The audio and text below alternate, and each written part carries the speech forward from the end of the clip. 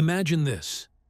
It's late at night and you're in bed, but you're not sure if you're asleep or awake. You hear a faint whisper, almost inaudible, from the far corner of your room. You open your eyes, and for a second, everything feels wrong. The shadows are longer, the air is suffocating, and the familiar creaks of your house feel menacing. You try to move, but your body is completely frozen. Your eyes are wide open, but you can't even lift a finger. Suddenly, you feel a pressure on your chest. It's hard to breathe. The whispering grows louder, like it's right next to your ear.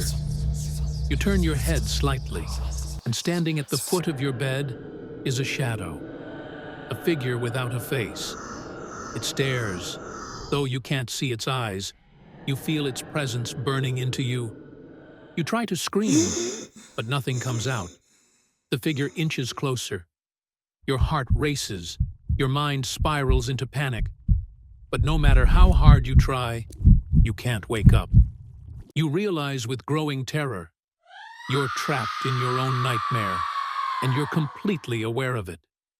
This, my friends, is what happens when your dreams go rogue and reality slips away. But what if I told you that there's a way to take control of this horrifying experience, to seize power in the darkest corners of your mind? This is where lucid dreaming comes in. So, what exactly is lucid dreaming? A lucid dream is when you become fully aware that you're in a dream. But the difference is, instead of just watching the dream unfold, you take control. It's like being the director of your own horror movie, with the power to decide what happens next.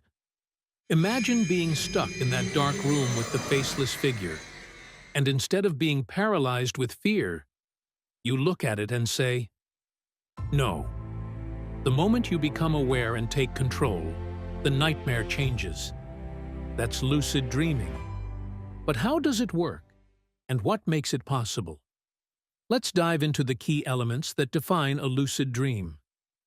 Now that we've introduced the concept, let's break down the elements that make lucid dreaming possible. The first step in lucid dreaming is realizing that you're in a dream.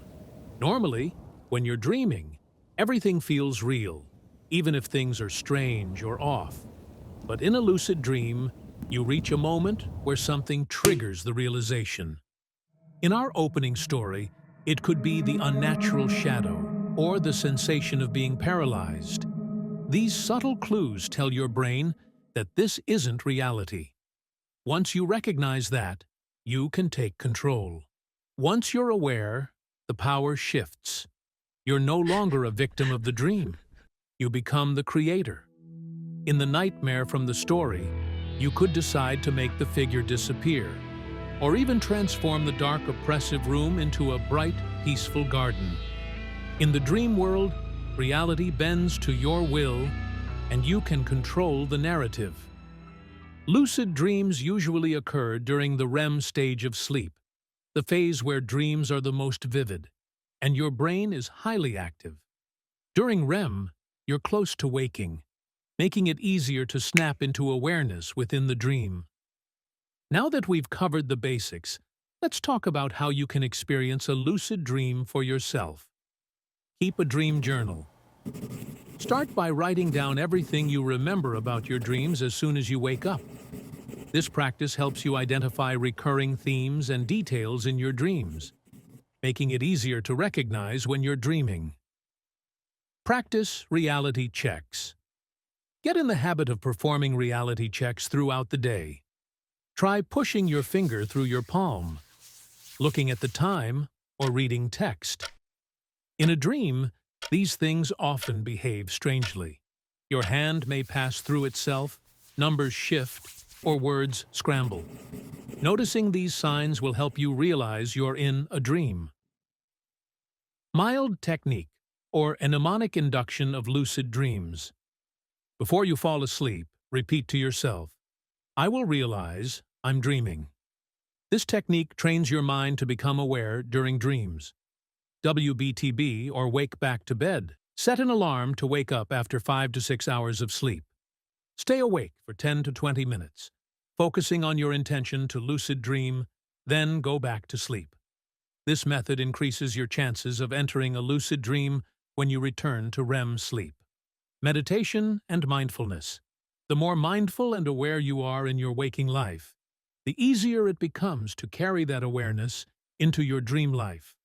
Practicing meditation can greatly enhance your ability to lucid dream. Now, lucid dreaming can be an incredible experience, but there are a few things you should avoid. Don't lose control. Just because you're aware and in control doesn't mean everything will always go smoothly. Some people get so deep into the dream that they forget they're still dreaming. This can lead to what's known as false awakenings, where you think you've woken up, but you're still trapped in the dream. It can feel like an endless loop, and that's where things can turn nightmarish. Avoid summoning nightmares. It might sound tempting to push the limits and see how much you can handle by summoning your worst fears. But be careful. Your subconscious can take the reins and make things go darker than you expect. Imagine creating something far more terrifying than that shadowy figure from earlier, and realizing you can't get rid of it. Don't overdo it. While lucid dreaming is exhilarating, too much can disrupt your sleep cycle. Spending too much time in a dream state can prevent you from getting deep, restorative sleep, leading to exhaustion or mental fatigue. Lucid dreaming opens up a world of possibilities, where your imagination knows no bounds. It's an incredible tool to explore your subconscious, confront fears, or even just have fun flying through the clouds. But remember, while it's thrilling, balance is key. Don't forget to let your mind rest and enjoy the power of lucid dreams responsibly. Have you ever had a lucid dream? What was your experience like? Let me know in the comments below. And if you're interested in exploring more about the mysteries of the mind, hit that subscribe button and stay tuned for more. Sweet dreams, or lucid ones.